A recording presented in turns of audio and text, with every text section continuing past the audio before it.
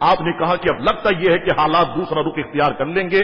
آپ نے مختار کے گھر کو چھوڑا اور عروہ بن حامی یا اروہ بن حامی، یہ محب اہل بیت تھے، ان کے گھر میں یہ آ گئے اور کہا کہ اس طریقے کے معاملات ہو گئے ہیں، مجھے تمہارا گھر سب سے اچھا لگا کہ میں تمہارے گھر میں رکوں. چنانچہ حامی نے کہا کہ اچھی بات ہے، آپ ہمارے گھر میں آئے، ہم مہمانوں کی عزت کرتے ہیں، مہمانوں کی قدر کرتے ہیں، آپ میرے گھر میں رہیے، انشاءاللہ تبارک و تعالی آپ کو جو ہے وہ کچھ بھی نہیں ہوگا، ہم آپ کی بھرپور طریقے سے حفاظت کریں گے. یہ حامی بن اروہ، مورخین نے کہا کہ ان کا قبیلہ بہت مضبوط تھا. 4000 مسلح افراد ان کے ساتھ رہتے تھے اور 8000 ایسے افراد تھے جب یہ گھوڑے پہ بیٹھ کے جاتے تو 8000 ان کے ساتھ پیدل چلا کرتے تھے. ان کا ایک نام تھا، ان کا ایک روب اور دبدبہ تھا، اور یہ عبداللہ ابن زیاد یہ حامی کے بچپن کا دوست تھا، ان کی بڑی عزت کرتا تھا، ان کی بڑی قدر و منزلت کرتا تھا. اب حضرت امام مسلم حامی کے گھر میں ہے، اچانک حامی کی طبیعت خراب ہو گئی. ابن زیاد کو جب پتا چلا کہ حامی کی طبیعت خراب ہو گئی ہے تو یہ عیادت کے لیے آیا. تو کسی نے حضرت مسلم سے کہا اور حامی سے کہا یہ موقع بہت اچھا ہے، ابن زیاد آپ کی عیادت کے لیے آئے گا، پیچھے سے حملہ کر دینا، اس کی گردن تن سے جدا کر دینا. حضرت مسلم نے جو جواب دیا اسے دیکھیے اور انہوں نے جو مسلم کے ساتھ کیا اسے دیکھیے. حضرت مسلم نے کہا میں نے اپنے حضور سے سنا ہے کہ مہمانوں کو تکلیف نہیں دینی چاہیے، مہمانوں کو کوئی نقصان نہیں پہنچانا چاہیے، میں نقصان نہیں پہنچا سکتا. حامی نے بھی اس بات کی تصدیق کی. ایک بار یہ ملاقات کر کے چلا جاتا ہے. دوسری بار جب یہ ملنے کے لیے آئے عیادت کے لیے تو کسی شخص نے کہا حضور آپ دروازے کے پیچھے کھڑے ہو جائیں، جیسے یہ جھکے گا عیادت کے لیے تو میں کہوں گا پانی پلاؤ پانی پلاؤ، یہ کوڈ ورڈ ہوگا، آپ آگے بڑھیے گا، اس کا جو ہے سر تن سے جدا کر دیجئے گا. اب باقی ابن زیاد آتا ہے اور جس وقت وہ جھکا عیادت کے لیے ہاتھ ملانے کے لیے تو دروازے پر کھڑے ہوئے شخص نے کہا پانی پلاؤ پانی پلاؤ، مگر مسلم ابن عقیل دروازے کے پیچھے سے نہیں آئے. جب یہ چلا گیا تو اس نے کہا حضور یہ آپ نے کیا کر دیا، یہ موقع تو بہت اچھا تھا.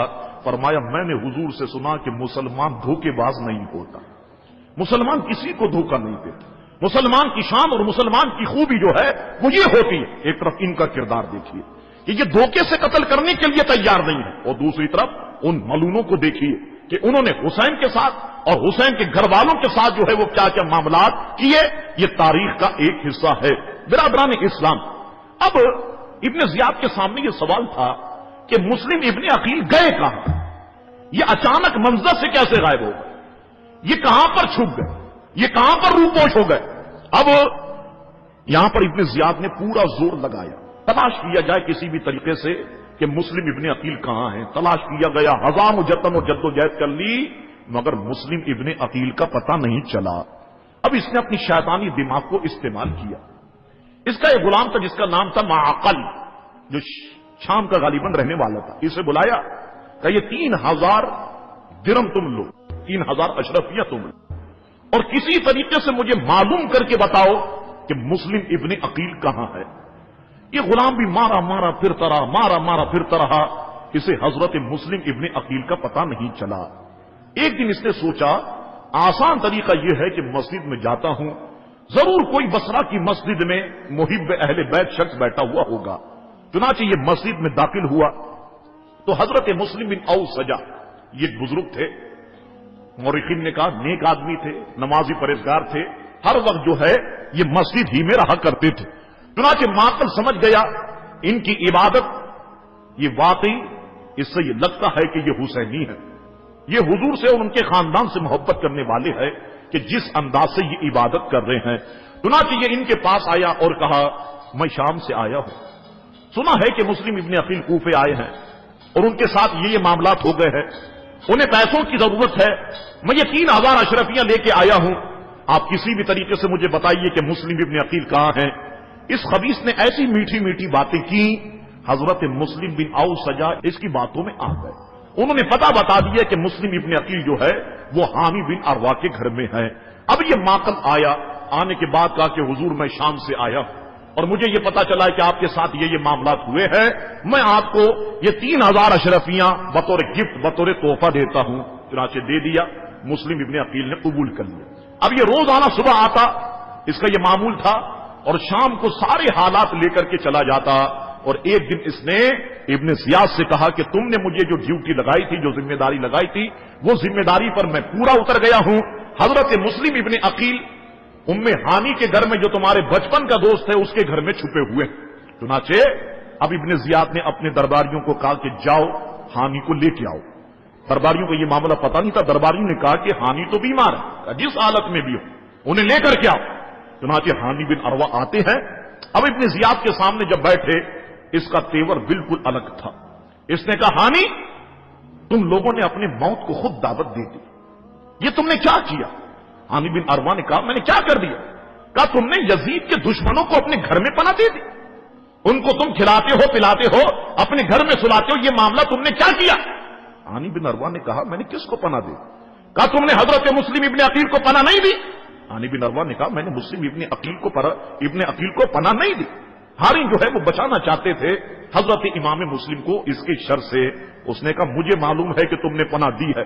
ہانی بن عروہ نے کہا آپ ثبوت پیش کر دو، تم ثبوت پیش کرو۔ تو اس نے اپنے جاسوس کو سامنے کر دیا، بولو معقل تم کیا کہتے ہو؟ اب ہانی بن عروہ نے جب معقل کو دیکھا، اب ان کے پاس کوئی جواب نہیں تھا۔ اب ابن زیاد نے کہا کہ پیش کرو مسلم ابن عقیل کو ہمارے پاس۔ ہانی بن عروہ نے کہا ہم مہمان نواز ہیں، مہمانوں کو قتل کرنا، مہمانوں کو بھگانا، مہمانوں کو گھر سے نکالنا، مہمان نوازی نہ کرنا، یہ ہمارے قبیلے کی رت نہیں ہے، یہ ہمارے قبیلے کی شان نہیں ہے، یہ ہمارے قبیلے کا طریقہ نہیں ہے۔ اس نے کہا نہیں، میں تو بدلہ لے کر کے رہوں۔ چنانچہ یہاں پر ہانی بن عروہ کے منہ پر اس نے کوئی چیز ماری کہ جس کی وجہ سے خون کا فوارہ آپ کے چہرے سے نکلنے لگا۔ بہت ظلم و تشدد آپ کو کیا اور آپ کو کمرے میں بند کر دیا گیا۔ ہانی بن عروہ کے جو قبیلے والے تھے، جب ان کو پتا چلا کہ ہانی بن عروہ کو جو ہے وہ قید کر دیا گیا ہے یا قبر یہ گرم ہو گئی تو ان کو قتل کر دیا گیا ہے، ہانی بن عروہ کے سارے قبیلے نے چاروں طرف سے گورنر ہاؤس کو گھیر لیا۔ اب ابن زیاد کے چہرے کی ہوائیاں اڑ چکی تھی۔ ابن زیاد جانتا تھا کہ لازمن جو ہے یہ اب مجھ سے بدلہ لیں گے اور ہانی بن عروہ کو چھڑا کر کے یہ لے جائیں گے۔ چنانچہ اس نے قاضی شرح کو بلایا، جو فیصلہ کرنے والے تھے انہیں بلایا، کہا دیکھ لو ہانی بن عروہ، سارے لوگ باہر کھڑے ہوئے، آپ آئیے، آپ دیکھ لیجیے۔ اب جیسی قاضی شرح اندر گئے تو دیکھا انہوں نے کہ ہانی جو ہے وہ لہو لہان ہے۔ تو یہاں پر ابن زیاد نے کہا کہ میں آپ سے یہ کہتا ہوں کہ آپ لوگوں کو جا کر کے یہ بتائیے کہ ہانی خیریت سے، یہ دونوں بچپن کے دوست ہیں، یہاں بیٹھے ہوئے باتیں کر رہے ہیں، میں نے ان پر کوئی ظلم و ستم نہیں کیا، اگر آپ نے یہ خبر نہیں دی تو میں آپ کے ساتھ بھی برا سلوک کروں گا۔ اور جب کمرے میں قاضی شرح داخل ہوئے اور جب دیکھا کہ ہانی بن عروہ زخمی ہے تو ہانی بن عروہ نے کہا کہ آپ جائیے، لوگوں سے سچ کہیے کہ میرے ساتھ کیا ہوا، میرے قبیلے والوں سے کہیے کہ میرے ساتھ کیا ہوا۔ قاضی شرح نے کہا کہ اس نے تو پیچھے اپنے آدمی لگائے ہوئے ہیں، اگر میں نے کچھ کہا تو میری بھی گردن اڑا دی جائے گی۔ یہ باہر نکلتے ہیں اور باہر نکلنے کے بعد اعلان کرتے ہیں کہ ہانی بن عروہ جو ہے وہ بالکل درست حالت میں ہے، یہ بچپن کے دوست ہیں، دونوں میں جو ہے وہ گفتگو جاری ہے۔ آپ کے قبیلے والے خالی ہاتھ واپس لوٹ گئے۔ ادھر مسلم ابن عقیل کو پتہ چل گیا، اور جب انہوں نے گھر کے حالات دیکھے کہ عورتیں رو رہی ہیں، ان کے بچے رو رہے ہیں، تو مسلم ابن عقیل سے رہا نہیں گیا۔ مسلم ابن عقیل باہر نکلے، اپنے سارے جو چاہنے والے تھے ان کو جمع کیا، اور آپ نے بھی گورنر ہاؤس کا جو ہے وہ گہراؤ کر دیا۔ لیکن ابن زیاد نے کسی بھی طریقے سے اس معاملے کو بھی جو ہے ان کے سامنے نہیں آنے دیا، اور سارے قبائل کے بڑے بڑے سرداروں کو بلایا اور کہا کہ تم چھت پہ کھڑے ہو کر کے مسلم ابن عقیل کے ساتھ تمہارے جتنے بھی لوگ آئے ہیں ان سے کہہ دو کہ سب واپس چلے جائیں، ہانی بن عروہ خیریت سے ہے، اگر یہ واپس نہیں گئے میں تم سب کو نشان عبرت بنا دوں گا۔ چنانچہ یہ سارے بڑے بڑے سردار بھی گورنر ہاؤس کی چھت پہ کھڑے ہوتے ہیں اور کہتے ہیں قبیلے والوں یہ تم کیا آ گئے، ہانی بن عروہ تو بالکل خیریت سے، اور وہ گورنر ہاؤس میں عبداللہ ابن زیاد سے بات چیت کر رہے ہیں۔ اب یہ سارے قبیلے والے کمزور پڑ گئے۔ ایک وقت تھا 40,000 کوفیوں نے حضرت امام مسلم کے ہاتھ پہ بیعت کی، آج صرف 500 کوفی ہیں۔ آپ مسجد میں داخل ہوتے ہیں، کوفیوں نے کہا کہ آپ نماز پڑھائیں، آپ نماز پڑھنے کھڑے ہوئے، جیسے ہی سلام پھیر کر کے پیچھے دیکھا ایک بھی کوفی موجود نہیں تھا۔ سوچو لوگوں، امام عالی مقام کو خطوط لکھ کر بلانے والے یہ کوفی، امام عالی مقام کو بڑے بڑے وعدوں سے بلانے والے، بڑی بڑی تسلیوں سے بلانے والے، خطوط لکھنے والے اور مسلم ابن عقیل کو بلانے والے یہ کوفی عجیب لوگ تھے کہ پہلے تو 40,000 بیعت کرتے ہیں، اس کے بعد پیچھے ایک بھی باقی نہیں رہتا۔ اللہ اکبر۔